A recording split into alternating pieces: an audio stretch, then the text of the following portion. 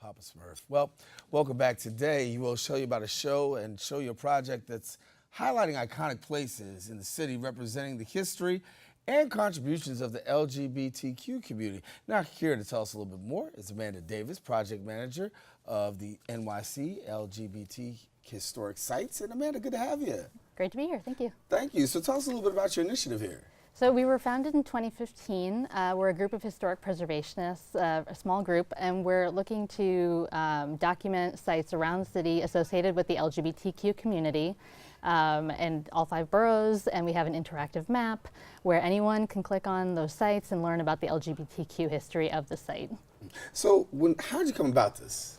So the founders of the project, they, in the early 1990s, started documenting these kinds of sites in Manhattan and focusing on Greenwich Village, Midtown, and Harlem, and over the years had continued this research. And in 2014, the National Park Service came out with an underrepresented communities grants program, and we got initial funding for that project to start this project. So we're seeing some pictures here. Tell us a little bit about what we're seeing here in the video.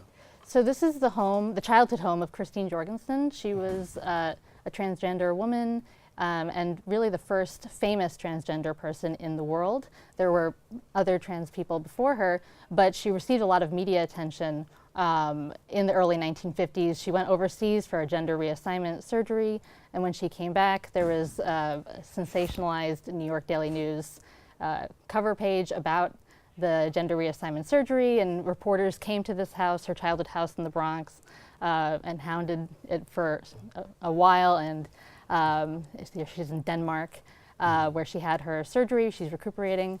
And she really put the term transsexual, as it was used at the time, on the map and introduced the greater American public to the trans community. Yeah, I don't think a lot of Bronxites do that. It's fresh information to me, too. Yeah. So let's talk about some of the other sites you have. Sure. So Woodlawn Cemetery is a great, beautiful place, and it's a way to remember LGBTQ people. We flagged, you can see there's a rainbow flag for Pride Month. We place pride flags at different tombstones of LGBTQ notables. This is Elizabeth Marbury. She was a pioneering female literary agent in the 1890s. She lived with her partner in Manhattan, and she was an agent for Oscar Wilde and many other people. Mm-hmm. And it's also at a time when things weren't really as open and as public. Exactly, and and here's our leading suffragists who are buried together and at their request, and they have a shared tombstone, united in friendship, friendship being a kind of a coded word.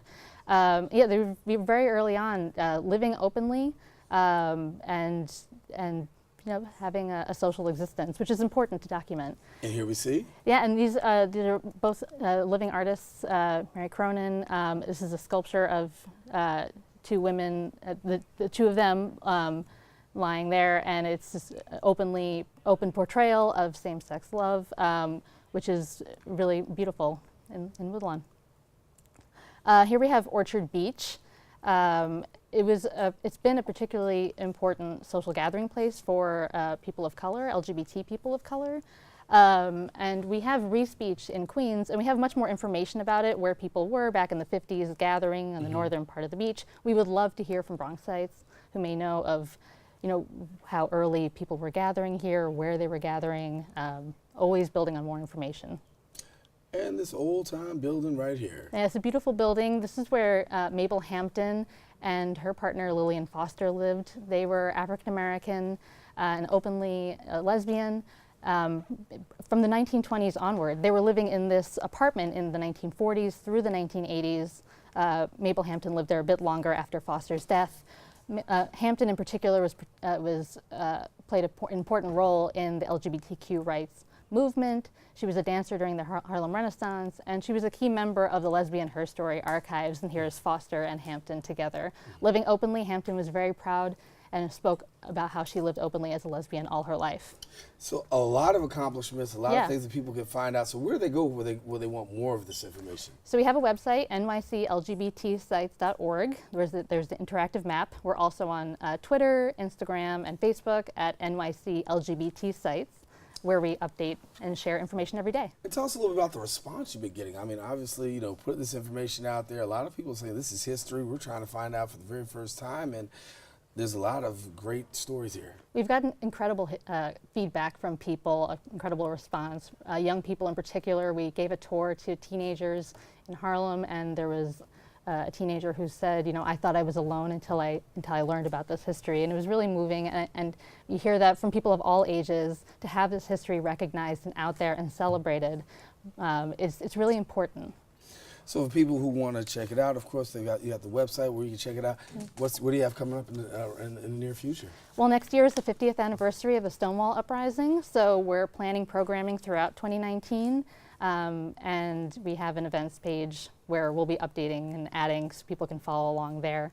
But I hope people will tune in for 2019 and the months ahead. Well, Amanda, thank you so much for coming and share with us. As we said, very valuable information. And, you know, right here in the borough of the Bronx, a lot of great things happen. Yeah, we'd love to get more ideas for sites in the Bronx. Amanda Davis, thank you much. All right, taking a quick break. We got more shows, so please don't go anywhere. We're going to get you fit right after this.